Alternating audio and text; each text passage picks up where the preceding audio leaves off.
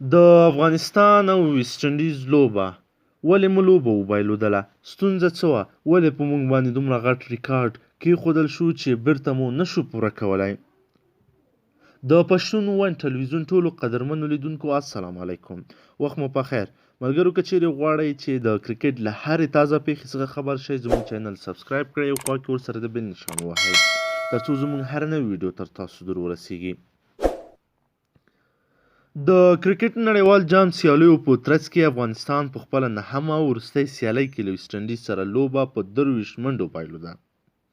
ویسټ انډیز پچه وګټله او لومړی د توپوهنې پرېکړه وکړه چې د ټولو 50 اورونو له لوبې وروسته یې 311 منډې وکړې. 6 لوبغاړي وسوځېدل او افغانستان ته یې د 312 منډو هدف وټاکه. افغان لوبډلې په ځوابي لوبه کې د ټولو اورونو له لوبولو وروسته ټولې ویکټې له لاسه ورکړې او 288 منډې یې جوړې کړې. دولت زدران د 1 منډې، راشد خان د 9 او اصغر افغان د 40 منډو له ترلاسه کولو وروستی لوبغاړی و چې له میدانه بهر شول. له دې مخکې سمیع الله شینواری د 6 منډو له ترلاسه کولو وروسته وسوځېد. اکرام علي خیل د 80 او رحمت شاه د 62 منډو له جوړولو وروسته وسوځېدل.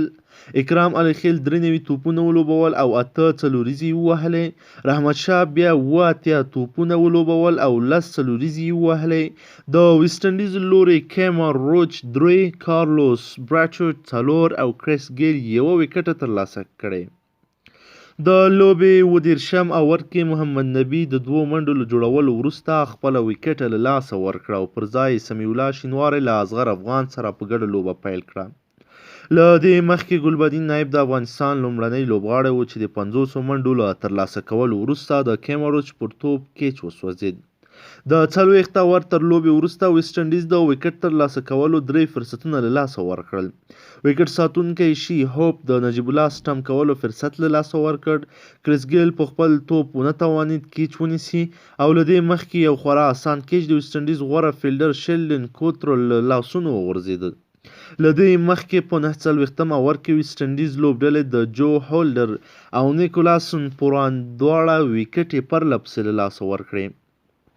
نیکولاسن پوران د لوبې 40 اوور کې له 40 توپونو لوبولو وروسته نیمه سلیزه بشپړه کړه او 58 منډو له ترلاسه کولو وروسته وسوځېد او جو هولډر 45 منډې وکړې. هوپشای د محمد نبي په توپ له 92 توپونو د 72 منډو له ترلاسه کولو وروسته کیچ آوټ وسوځېد. نوموړي د 2 شپږیزو او 6 څلوریزو په مټ دغه منډې ترلاسه کړې. له دې مخکې هټمیر د دولت زدران په توپ د 29 منډو له جوړولو وروسته وسوځېد. شای هوپ د لوبې 29 اوور کې د 15 توپونو له لوبو وروسته نیمه سلیزه بشپړه کړه. له دې مخکې ایون لیوس د راشد خان په توپ د 58 منډو له جوړولو وروسته وسوځېد. کریس ګیل په 6 اوور کې د دولت زدران په توپ 7 منډو له جوړولو وروسته وسوځېد او د کریس ګیل وروستۍ نړیواله 50 اوریزه لوبه وه. ویسټ انډیز لوبغاړی ایون لیوس له 28 توپونو لوبو وروسته د لوبې 21 اوور کې نیمه سلیزه بشپړه کړه. د افغان لوبغاړي راشد خان له لاسونو یو اسان کیچ وغورځاو. افغان او ویکټ ساتونکی د سټمپ کول یو اسان فرصت له لاسه ورکړ. د دویمې ویکټ ترلاسه کول یو فرصت له لاسه ورکړ. افغانستان په همدغه لوبغالي کې د جون پر 19 پاکستان سره یوه سخته سیالي کړې وه.